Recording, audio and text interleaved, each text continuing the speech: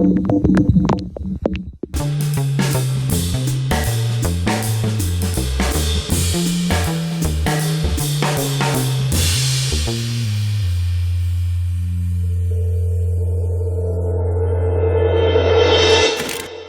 noches. Está conmigo el doctor Gabriel Cuadri, a quien le agradezco mucho que esté aquí, porque habiéndose dado a conocer en todo el país como aspirante a la presidencia de la República en 2012, así es. Pues su trabajo en realidad no tiene nada que ver con la política. Él es economista, él es ingeniero civil, es economista, pero se ha dedicado más bien a conocer, a estudiar asuntos relacionados con el ambiente. Así es, Carlos. Eso que le llaman ecología, y que según entiendo decir medio ambiente es como decir agua húmeda. El medio es ambiente y el ambiente es el medio. Es un pleonasmo, sí, en algún sentido, sí. Bueno, el asunto es que este hombre sabe mucho del problema que se está viviendo en la capital del país y en algunas otras entidades de contaminación agravado por la quema de lugares donde se desarrollan actividades agropecuarias. Así es, Carlos. ¿Cuál es tu visión de lo que está sucediendo? Primero, ¿por qué ha estado ocurriendo?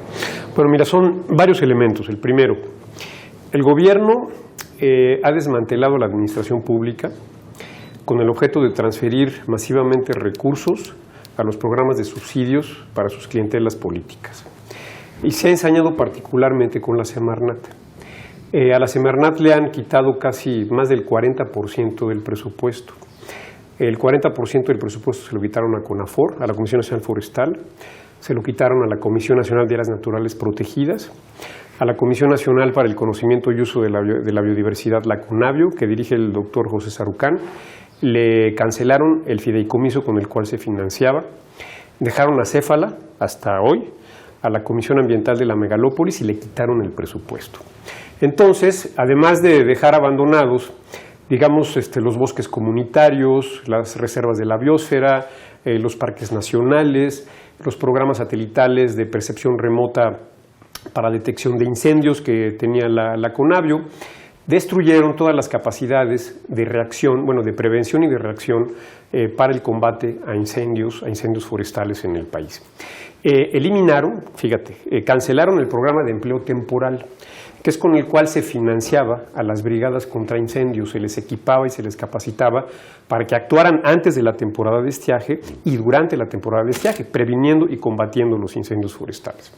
Todo esto se acabó porque el gobierno de la Cuarta Transformación se ensañó particularmente con el medio ambiente y con la Semarnat, de la forma que ya te dije. No solamente le quitó el presupuesto, sino que corrieron a las personas capacitadas, a los técnicos, al personal de confianza, a otros les redujeron el salario de una manera escandalosa e indigna y tuvieron que renunciar. El caso es que dejaron a la Semarnat incapacitada. Eso es por un lado. Por otro lado, este mismo gobierno ha resucitado subsidios agropecuarios, Carlos, que estuvieron en boga en la época de Echeverría y de López Portillo, como es el caso de los precios de garantía para productos agrícolas, subsidios ganaderos también, y ahora estos subsidios para plantar o sembrar árboles frutales, entre comillas, o maderables. Lo cual implica que se están creando incentivos muy perversos para que los ejidatarios, los comuneros y los propietarios privados desmonten, abran tierras al cultivo y a la ganadería o a otras actividades con la finalidad de tener subsidios, de ser acreedores a los subsidios. Les están pagando hasta 5,000 pesos por hectárea, Carlos. Entonces, ¿cuál es la práctica común en el sector agropecuario mexicano, en el campo mexicano? Esta práctica, digamos, vetusta, anacrónica y bárbara de quemar las tierras para prepararlas para para las actividades agrícolas y ganaderas y para ampliar la frontera agropecuaria, en este caso para tener acceso a los subsidios del gobierno de la Cuarta Transformación. Entonces, es un juego de pinzas que parece una estrategia perversa y malévola. Por un lado, destruyo a las instituciones a cargo de combatir los incendios y por otro lado, les doy incentivos a los campesinos y a la gente del campo para que deforeste, para que queme, para que desmonte, para que chapee usando fuego.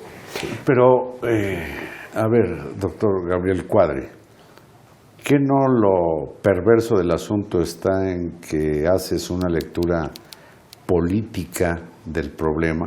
A mí me gustaría que de manera pues sencilla, comprensible, pero sobre todo científica, me respondas por qué en ese contexto se da esta crisis atmosférica o ambiental, pues. Así es, mira, Carlos. Este es el contexto, como bien lo has dicho. Ahora, en la zona metropolitana del Valle de México, a todo esto, hay que sumarle otros factores. Es el crecimiento exponencial en el parque vehicular en los últimos años y el crecimiento también en el consumo de gasolina, en la quema de combustibles fósiles en la zona metropolitana. Esto, las emisiones de los vehículos automotores por consumo de combustibles fósiles generan contaminantes que son precursores de oxidantes o de contaminantes fotoquímicos, como es el caso del ozono, que se forman en la atmósfera a través de reacciones muy complejas. Entonces, en esta tendencia, cada vez es más frecuente que se presenten este tipo de contingencias. Hay que recordar, Carlos, que por allá a finales de los años 80 y 90, la Ciudad de México tuvo los peores episodios de contaminación, lo que pasa es que ya no nos acordamos, y que obligaron al gobierno de aquella época de Carlos Salinas de Gortari y al regente Manuel Camacho Solís a tomar decisiones y medidas muy radicales, como el cierre de la refinería, la prohibición la prohibición del uso de combustible en la Ciudad de México, el hoy no circula, nuevas normas, convertir los catalíticos. Y sacaron de circulación como la mitad de los vehículos. Así es, a través del programa de verificación. Gracias a eso, la Ciudad de México ganó una especie como de bono ambiental durante casi 2 décadas, al grado tal que se nos olvidó el problema, porque más o menos se resolvió. Pero ¿qué ocurre? Que empezó a crecer rápidamente el parque vehicular y el consumo de gasolina. ¿Por qué? Porque los gobiernos le han dado facilidades y privilegios al uso del auto privado. Autopistas urbanas, segundos pisos gratuitos, gasolina barata, estacionamientos y un transporte público fatal. Todo eso hace que crezca el parque vehicular. Entonces, a lo largo de los años, lo que se ganó y el bono que teníamos de aquellas medidas desde los años 90 se pierde porque ahora se está perdiendo o se compensa con el crecimiento mismo en el parque vehicular.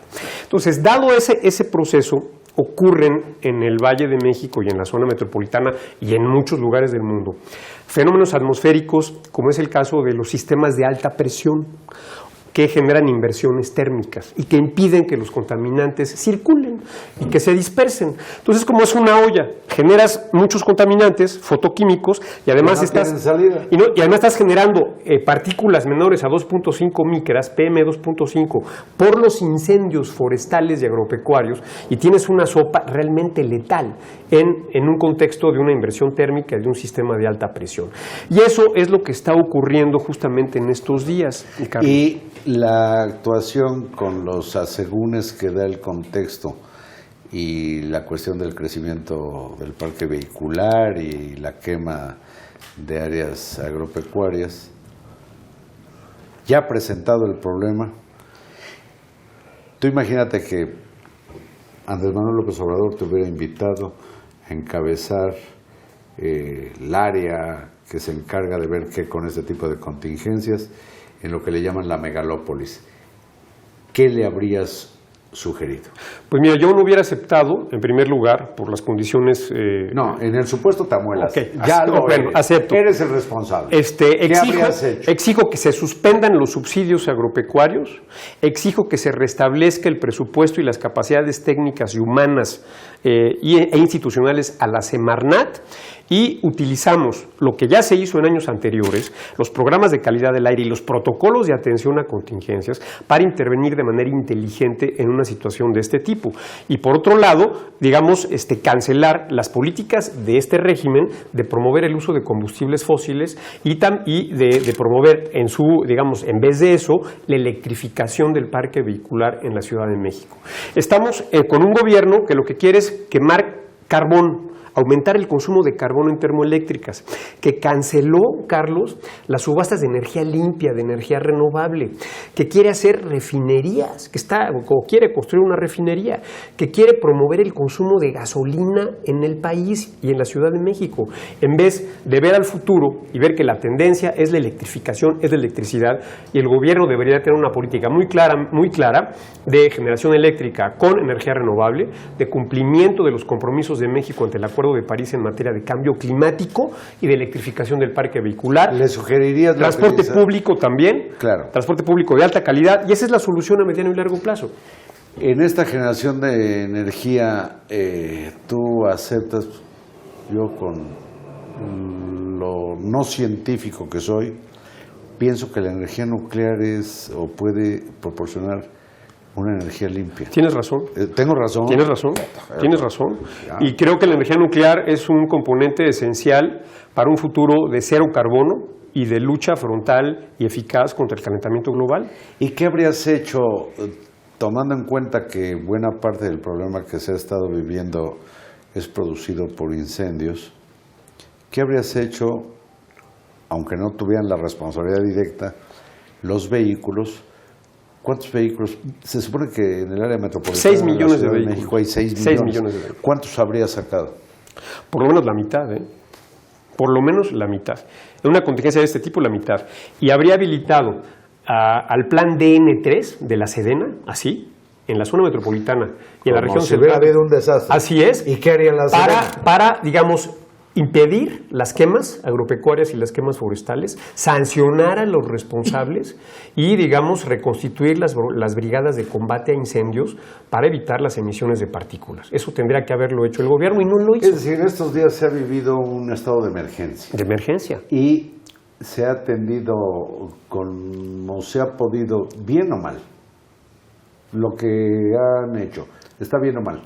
Pues mira, es muy poco. Es improvisado, es insuficiente y no obedece a un planteamiento y a una estrategia de largo plazo. Y además, todo eso también se inscribe, Carlos, hay que subrayarlo, en un contexto en que este gobierno quiere promover el uso de combustibles fósiles y desdeña. No le interesa la energía renovable, no le interesa la transición energética, no le interesa la electrificación del parque vehicular, no le interesa cumplir con compromisos de cambio climático. Oye, Carlos, estamos en la misma trinchera que Trump, es impresionante, resucitando el carbón y repudiando el Acuerdo de París en los hechos, en materia de cambio climático. Miren lo que dice Gabriel Cuadri, sabe muchísimo del tema. Te agradezco mucho la conversación. Y espero que pronto volvamos a platicar. No, encantado y te agradezco muchísimo, Carlos. Buenas noches.